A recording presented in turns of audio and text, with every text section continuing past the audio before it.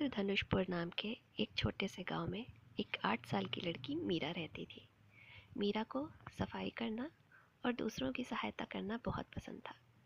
एक दिन स्कूल से आने के बाद मीरा अपने कमरे में साफ सफाई कर रही थी और मन ही मन ये सोचे जा रही थी कि होली का त्यौहार आने वाला है।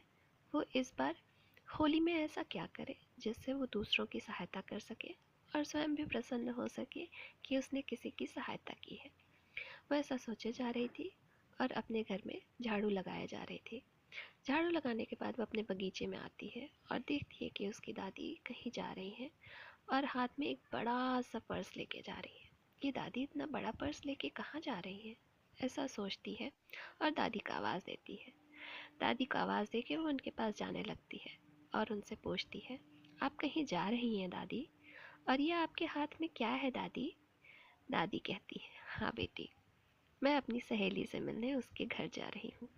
बहुत दिनों से उससे मिली नहीं हूँ, इसलिए उसके पास जा रही हूँ।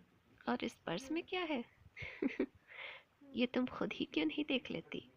ऐसा कह के दादी वो पर्स मीरा को दे देती है और मीरा कहती है, मैं इसे खोल के देख लूँ दादी? दादी कहती है, हाँ मेरी बेटी। और दोनों वहाँ बैठ के पर्स में देखने लगते हैं। उस पर्स में एक चमचा था। उसे देखकर मीरा दादी से कहती है, ये कैसा चमचा है दादी? दादी कहती हैं, ये कोई मामूली चमचा नहीं है बेटी, ये एक जादुई चमचा है और तुम इसका प्रयोग सदा दूसरों की सहायता के लिए करना। ऐसा कह के दादी वो चमचा मीरा को देकर जाने लगती है। दादी के जाने के बाद मीरा वो चमचा लेके कमरे में आती है और सोचती है, मैं इस चमचे का क्या करूं?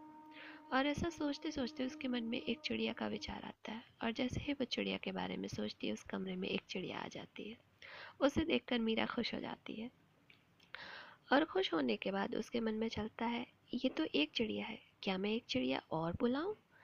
और ऐसा सोचकर वो एक और चिड़िया के बारे में सोचने लगती है।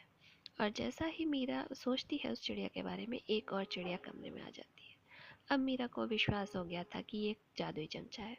अब वो सोचती है कि मैं इस चमचे का प्रयोग करके अपने पड़ोस में रहने वाले गरीब परिवार की सहायता करूंगी होली का त्यौहार मनाने में। और अपने बगीचे में होली की व्यवस्था करके वो उस परिवार के साथ होली मनाती है और सभी बहुत खुश हो